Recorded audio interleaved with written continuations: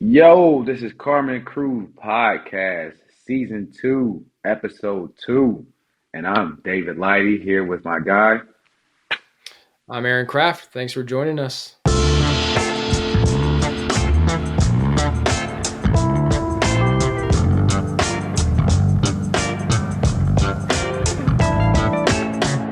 And we back. Carmen's Crew here with our second episode. Coming back with some real good vibes from our Buckeye basketball team. Myself, David Lighty, Adam Jardy, and a familiar face. Everyone knows Aaron Kraft. Welcome back to the second season. We appreciate you. You know, we were saving lives last week, so give you a round of applause on that one. Sully not with us Appreciate it. today, but just some good vibes. A good 2 weeks from Buckeye basketball. You know, we were kind of worried about what was going to happen. Going against another good competition down in the tournament that we faced. But I think coming out 4-0 for the last 2 weeks gives us a lot of praise, and it's looking real good for the Buckeye basketball. But we're not going to get too high on our horse yet. But you guys got to witness some of the games, and Adam was down there in the tournament. Well, what we seeing from our young Buckeyes turning into men right now? Aaron, I'll defer to you. I want to hear your thoughts. Yeah, you No, just came back. You got to talk you're first. right. We gonna Yeah, pop no, pop you it off. know, Go ahead. once no disrespect to any lower Division One football programs, but did miss the beginning part of the Alabama game with some, CBS Sportscast. But I think, like you said, coming out of the Texas A&M game, there was, we could go two ways, right? We could kind of start feeling sorry for ourselves and questioning how we were going to react when we played another good team. And obviously, I think they responded in a tremendous way against Alabama. And they had to do it multiple times throughout the game, which I think is probably the most encouraging aspect of it because Alabama just wouldn't go away. They could Yeah, score quick and they could score a lot very in a short amount of time. So to be able to stay in the game, continue to put them away, play after play after play. I think that was the most encouraging thing I saw from the team. It's just them coming together down the stretch, guys making big plays, and obviously stepping up, making free throws at the end. All the little things that will eventually come down in Big Ten play to help us win games. Then, so that's what I'm most excited about. And then obviously being able to finish it off, not having a letdown the next day, and coming back with we came back with a trophy. We needed to win that day. Buckeye Nation did, so we came through.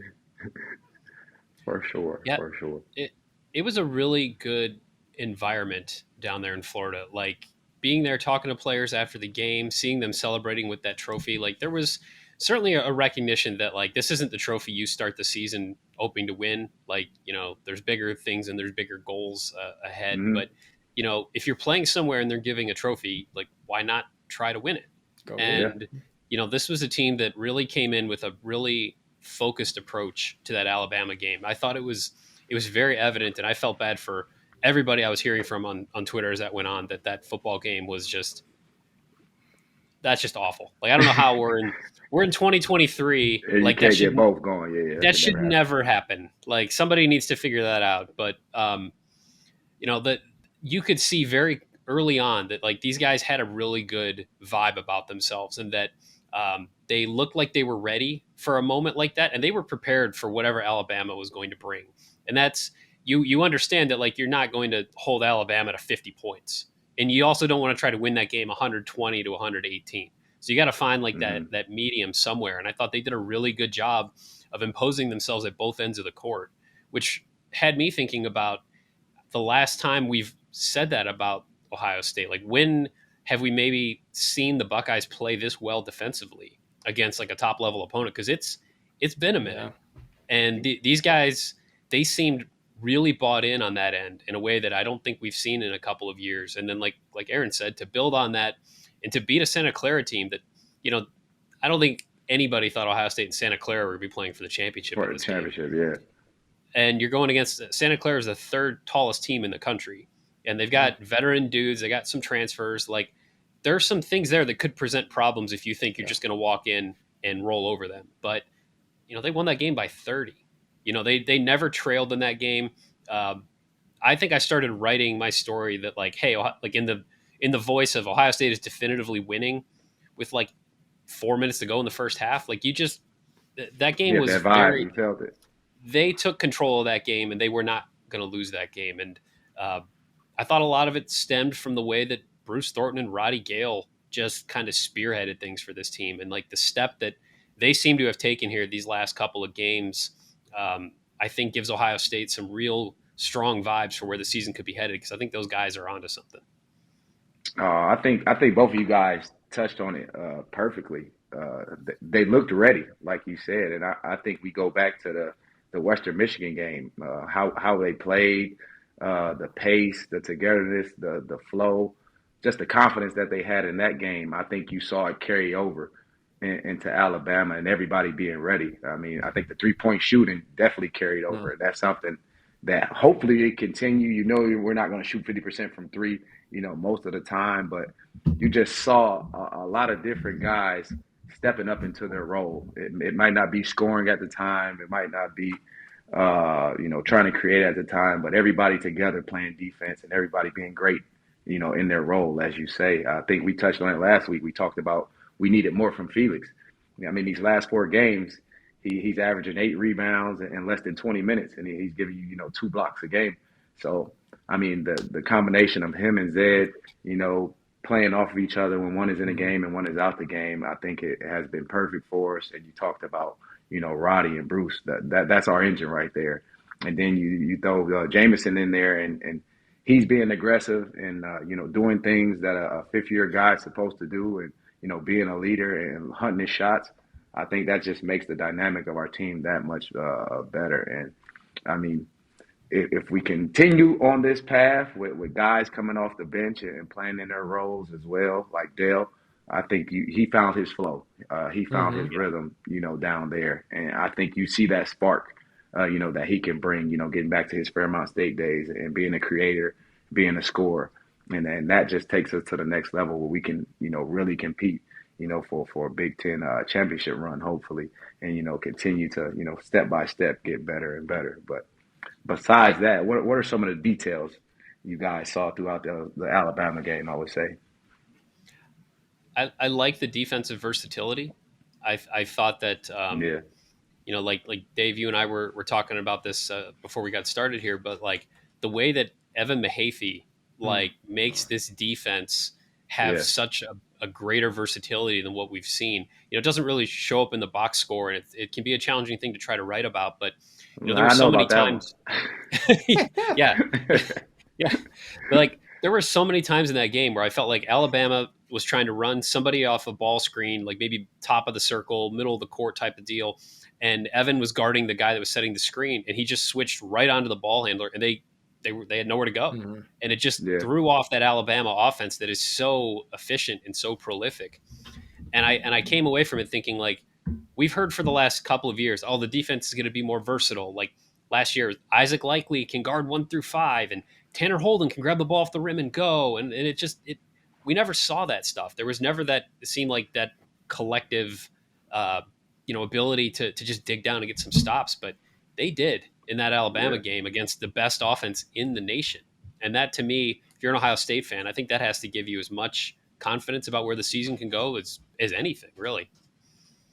Yeah, I mean, Dave, you guys did that a lot the year before I got there, right? I mean, you guys could switch 1 through 4. You had Yeah, Dallas in yeah. the middle of the paint, so hmm that makes it really hard offensively because it just takes you out of what you want to do, and The then you try to flow, go your one on rhythm. one. And Yeah, so I think you're right. Evan being able to do that, and just everyone else kind of buying in. I think that's a big part of this too. yeah, We have guys that are athletic enough, quick enough, and to play great defense. But I feel like over the last couple of years, there hasn't been total buy-in from everyone. There's always been that guy out there that you could attack and go after. And hmm this year, I feel like that gap's a lot smaller. We have better defenders, but there isn't one guy that you're going to signal out and say, all right, we're going to attack him every time or and do that stuff. And then you always have Felix back there to help block shots, and that changes up with Zed potentially taking charges here and there, like he did in the games down in Florida. So I just like the buy-in on that side. The defensive stuff is what's gonna win us games. we're shooting the ball great as of right now. And Yeah. like you said, Dave, can we continue that? Maybe. Are there going to be games we don't shoot the ball well? Absolutely. So the more that we can shore up the other end and find ways to keep other guys from scoring a high volume amount of points, I like our chances in a more variety of games, if that makes sense. We're going to be able to win more games if we can continue to shore up that end and believe in it and trust in it. Yeah, as you guys talk about that, I like that, the versatility, of course. I mean, that was kind of my thing, guarding 1 through 5, playing 1 through 5. I did everything at Ohio State. Shout out to Coach Wilder. I appreciate you. But for this team to guard the 3-point line, I think they said they was Alabama was the top 5 in 3-point shooting before the game started, and we held them to Number one. Number one. Okay, exactly. We held them to like 30% shooting from three. So the cards kind of flipped for us and for them. But just so many different ways that we were aggressive. I think Felix talked about it last year. We got to be dogs. And as Kraft just said, that gap is a lot smaller than last year. I think it's a lot of dogs out there. Bruce and Roddy is leading the way. They're the engine, but they're on both ends of the floor. They're playing offense and they're playing defense, and being aggressive on both ends. And I think that's something that shows for everyone. Your leaders are doing it, so we got to do the same thing. And that kind of trickles down. And I just like the energy of this team. Everyone from the players off the bench. The guys, I just get a vibe that they want to see each other succeed. They want to see each other, do better and play at a high level. And that's something that we kind of, I think, we're missing the last couple of years. But just the versatility of the team from the defensive end and the offensive end has been amazing so far just to start the season. I think the Alabama game kind of surprised me a little bit because versus Texas A&M, it was kind of more of a Big Ten game, physical, slow it down. But I think we played better at this pace that they showed, versus Alabama. But Texas A&M is going to be more of the Big Ten type of style, so it's going to be interesting to see, how things are when we start the Big Ten. Of course, coming up, this weekend, with Minnesota. Yeah, Aaron, I wanted to get your thoughts on what you're seeing from Bruce and Roddy taking that sophomore step. I mean, we saw some things from those guys last year and certainly down the stretch, but to me, as the guy who didn't figure this out at the high major college basketball level, I see them, they look different and something feels different about watching them on the court and just kind of watching them figure out what they can do and how they can impact the game.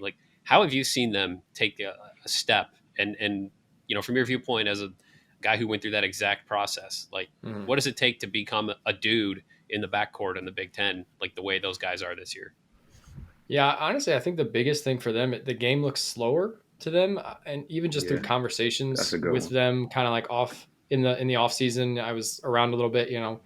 Bruce is awesome to just kind of talk to. He'll talk to you. So one of the biggest things he talked about was how fast the game felt last year. Every decision he had to make felt like it was rushed. He wasn't comfortable, and it's completely different this year. He's taken that step where I think the game is slower to him, so he understands where he can attack and how to get to his spots, but also how to create and help other people kind of get in their rhythm, which is huge for our team because we have so many guys that can score, put the ball on the rim, and do things. So with Bruce being able to take that next step to see the game in front of him instead of trying to react, he's the one kind of making the moves. I think that's a huge step for him. And then Roddy, obviously, I think at the beginning of the year last year, he just didn't really know where he fit in, until towards the end of the year where we're just kind of all right, let's throw everything out and get some experience. He's just really starting to find his comfort level with the team and his role. Yeah. And then I think he's realizing he's, like you said, he's a guy, he's a problem to guard with his athleticism, with his ability to shoot, with his length. It's just, he's a tough guy to guard. And I think if he continues to lean into that and believe in that, the sky's the limit. Like you guys said, they're as they go, we go, and for the foreseeable future, right? I mean, those guys the ball's in their hands. Coach Holtman's trusting them, and Jake is doing the same thing, right? We need a bucket. Game's on the line. It's going in one of their two hands, and thus far they've made the right decisions. I thought it was really helpful too. Dave, you mentioned Dale Bonner a minute ago. His impact, I thought I didn't know that he could play the way that he played in that Alabama game. I mean, the coaching staff talked a lot about him in the preseason, about how, Mm, he can shoot and he can change pace and tempo and he can do all these things. And like, he's a guy that's going to have a big role. And we really hadn't seen it. I mean, his first couple of games were rough. And slow, I yeah, talked to him slow. about this, that like, it just seems like he's figured it out a little bit and like how he needs to play to be impactful. And like to see him control the tempo and handle the ball and bring the ball up against that Alabama press and do all those things, hit open shots. Yeah, Uh, it took a lot off of Bruce and Roddy's shoulders too, Mhm. and they both talked to me about that after the game. That like they didn't feel like, they don't. Bruce is like, I don't have to have the ball in my hands 24/7. Like I that's can, great. Yeah, and that, if I can have a couple of minutes where I'm not doing that, that frees me to do this and that. And Mhm. I just feel like his emergence in this tournament is that's a pretty big deal. If they can get something somewhat resembling that from Dale going forward, boy, that goes a long way. I feel like. I think that's perfect. I mean, you literally just touched on it. That second half, Dale went crazy. I mean, he Yeah, was one of the for reasons. sure. Every time Alabama had something, we had an answer. He had a spot up three or just attacking and being aggressive and making things happen. And I think when you're free out there, that's when you play your best. So, shout out my guy Jake. I think we got to give him a lot of credit. Just the flow of the offense just looks real, real good right now. The Mhm. spacing, guys getting touches. Like you just said, Bruce doesn't have to have the ball all the time. So I think that was the thing that kind of popped out to me. Everybody was great in their role, like I said, but everyone had their moments in the game where it was kind of their time and they stepped up and made something happen. And then at the end, of course, you had Mhm. the engine flowing. You got Bruce and you got Roddy who made the plays down the stretch. But you can even go to Zed. Zed had big minutes when he came in the game. They found him in the Yeah. post. You got Jameson hitting threes to start off the Santa Clara game. Scoring 16 points, in the first half. So all of these things makes us that much dangerous, that much more dangerous, I should say, and getting ready, for this Big Ten play. So I'm excited about these Buckeyes, man. We're not going to talk about last year. We said that last episode, but I can kind of feel the vibe that they're going into. But let's talk about this Big Ten season coming up. Yeah, they're saying Big Ten is a down year right now, but of course Purdue is the number one team in the nation again. And, Edie doesn't want to leave college basketball, but that's okay. We're going to figure out what we're going to do with that trap from last year when we play them. But what do you guys think about the Big Ten play coming in, and what should we look forward to? I mean, at the end of the day, it's a Big Ten basketball. So I don't think I put a ton of stock in what it looks like from the outside before it starts, Hmm. because every game is going to be challenging. Every game is going to be tough. Obviously, you have Purdue at the top. Michigan State's going to come into form. They have too many guys that are old and have been through it that to just kind of like lay down. So they're going to figure it out. And then Always. going anywhere in the Big Ten is always tough. And the other thing that we potentially have going against us is our guys have had very little success within the Big Ten. They did well in the Yeah. preseason last year. They were in a lot of games, but when the Big Ten season came, it was just a huge snowball that went downhill, and we couldn't stop it. So we're a little untested in that territory. So I think overall it's going to be a fun and it's going to be an exciting year. There's going to be good basketball. There's going to be great games to be had, regardless of what it looks like on paper. Whether we have, two teams in the top 25 or we have 10, all the games are going to be tough, and it's always going to be exciting to watch. I mean, you're not wrong with that. Like, it's sign me up for a Big Ten basketball. Like, I don't care what it looks like. Like these, I love covering this conference and I love getting to go to these games. These environments are fantastic. The Big Ten always leads the nation in attendance and like that stuff. Like, it all adds up to, it's a really enjoyable. Overall, it's really enjoyable to watch. The games themselves can sometimes be less enjoyable depending on what team you might be watching. And I'm interested to see like overall how we feel about this season as it goes forward, because I don't get like the greatest vibes from about three-quarters of the league right now. I mean, you've got Purdue Yeah. clearly at the top. You assume that Michigan State's going to round into form, and I don't think any of us thought they'd be 3-3 through their first six games. But then you think about like, they bring pretty much everybody back except Hauser. And they made a nice tournament run, but they did go 11-8 in the Big Ten last year. So it's like, I don't know what did we overvalue them early? And you start looking at the other teams. Like I thought Maryland was really poised for a really big season. They have nosedived to start the season. Wisconsin has a really ugly loss, but then they just won their tournament in Florida. I think I believe in Illinois, but they haven't played anybody. Like, I say all that to say I feel like it's Purdue and then everybody else.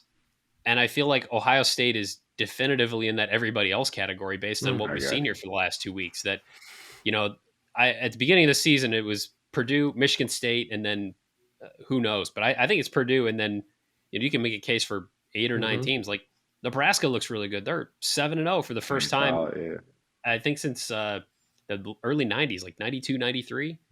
Like, there's some teams that normally aren't very good that I think might be decent, um, but it feels like it's going to be wide open, and I think that adds to the excitement for sure. Just I have no idea who's going to finish second in this league right now.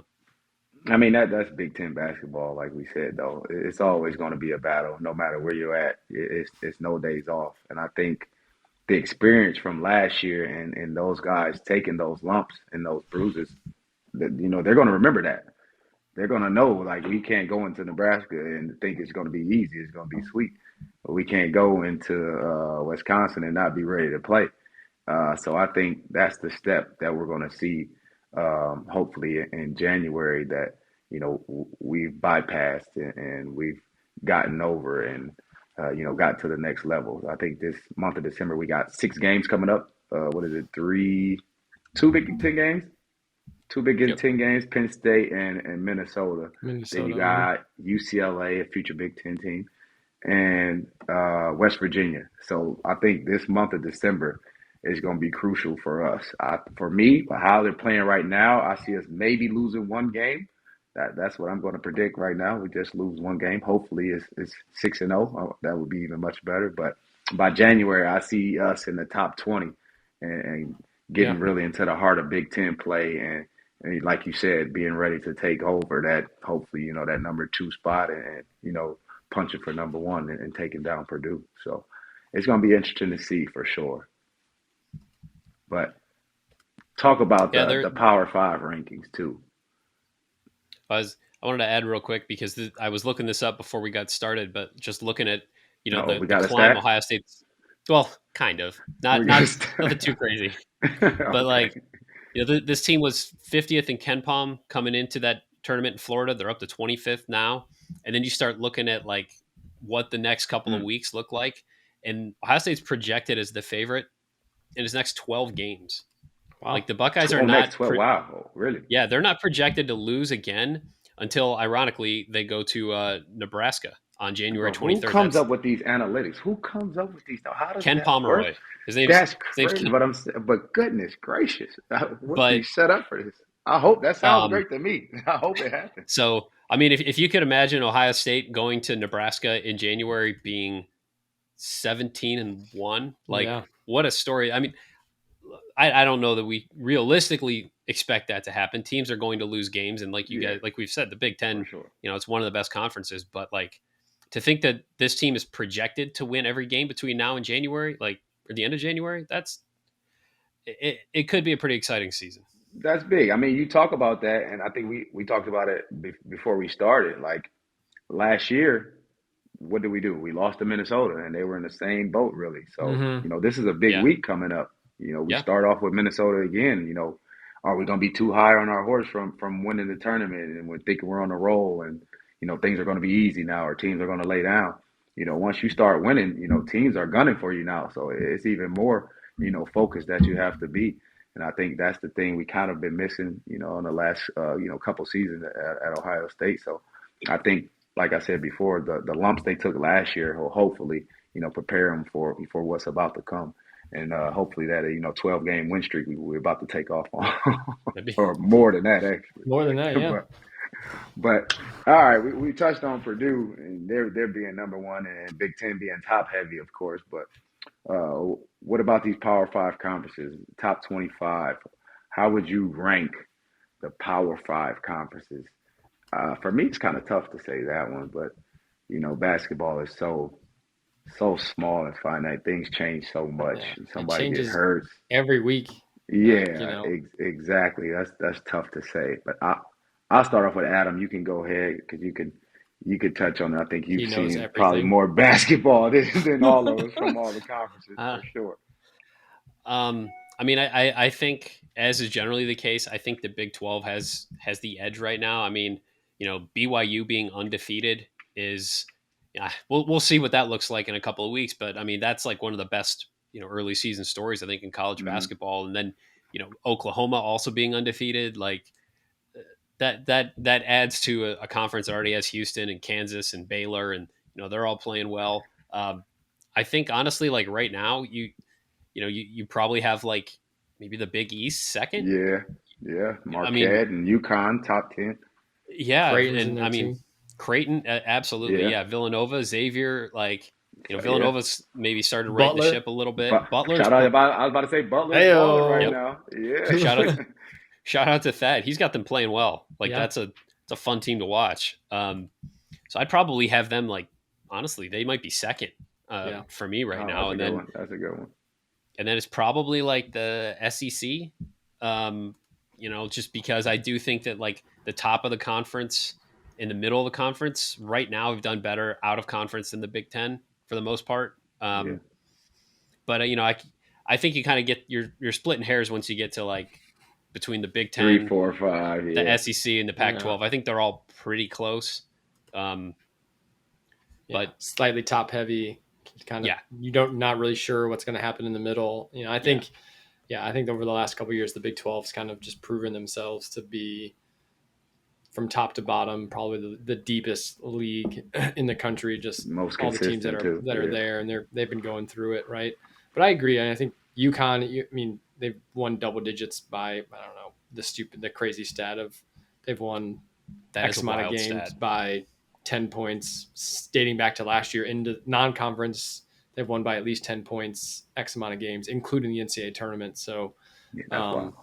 they have a crazy, just they play well together. They're confident, obviously. So they're kind of leading the pack over there, but it's not an easy conference by any means, as evidenced by them kind of struggling throughout the regular season last year in conference. So it's always fun. I think college basketball with the transfer portal and I think it's harder to count teams out because they're one or two guys away and they go find them, and then as long as they gel together, you have really good teams. So it's every game's pretty exciting to watch. I'm with you. And we're gonna see what happens, but we're gonna focus on our Buckeyes, make sure they continue to, Go get better Bucks. step by step. We talk about the basketball team, but let's talk about Buckeye Nation and how hurt we were. They are Yeah, it was a tough very hurt. Saturday for us. I mean, I think I like to call myself a realist. The football team. Let me just put this out here. They're great. The one loss does not make them terrible. We know it's the team up north, so it hurts even more. But we got to understand the details and the nuances of all of Yeah. this. Like that team is a solid team. We haven't lost three straight for no reason. We got Yeah. to get that clear first. We made mistakes. Like we had two turnovers, some missed field goals, some opportunities we didn't, cash in on. So, at the end of the day, it kind of hurt us. I still don't think that was a touchdown that they, gave to those guys. So, things could have been a little different. But if it was us, I would want it to be a touchdown, of course. So, I mean, that's just how the game goes. But I still think the Buckeyes are a top four team. I will say that. So I do hope we get to see a part two of the rivalry game and basically be the last of it being, at this level because we don't know what Mhm. it's going to be after, the Big Ten changes. But how hurt were you guys this weekend? The Buckeye basketball team did help with the win down there and bringing home a trophy, but I cleared out my whole Saturday to watch that game, and it kind of hurt me for sure, though. It definitely hurt. I think the game highlighted the just how the margin of error Yeah, in a yeah, game like that yeah, is so small, because if you look on paper, we won every other, like we outgained them We had one penalty the entire game, and it was on a punt.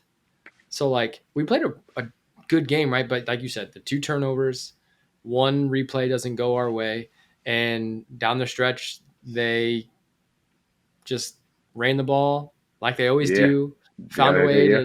to get us in pressure. So just the margin of error in a game like that is incredible. My heart goes out to Kyle McCord a little bit. I just feel I can just imagine how small he felt after the game. Just kind of it's different. I've been in his shoes slightly, kind of just knowing the pressure and not performing at a high level like he wanted to. So I felt bad for him. But I agree. There's a chance, right? It's Washington a chance. wins. We need We need we need a little Washington bit to of help. win. We need a little bit of help, but And we'll see. then Florida State could lose to Louisville. And then my question is, do we need Texas to lose too?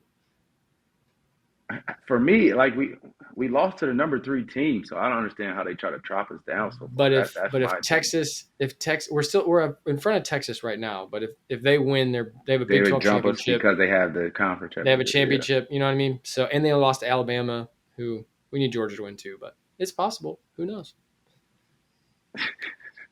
Yeah, I thought, Aaron, your point about Kyle, like that's real. To outgain your opponent and to do so many things right, but then the deciding factor to me was you turned it over twice, and both of them were Yeah. just crushing turnovers. I mean, the defense, didn't make the big play, didn't come up with a big equalizing Yeah, that's what I was turnover waiting or on. I was something waiting like on that. that. They weren't able to get Michigan off the field until the very end there in that fourth quarter drive. But that was basically an equal game minus an interception that gives Michigan the ball on the 7-yard line. Yeah. And Mhm. if that drive, if it doesn't result in a touchdown for Michigan, even if Ohio State We doesn't win. score and punts, like there's the difference. Yeah.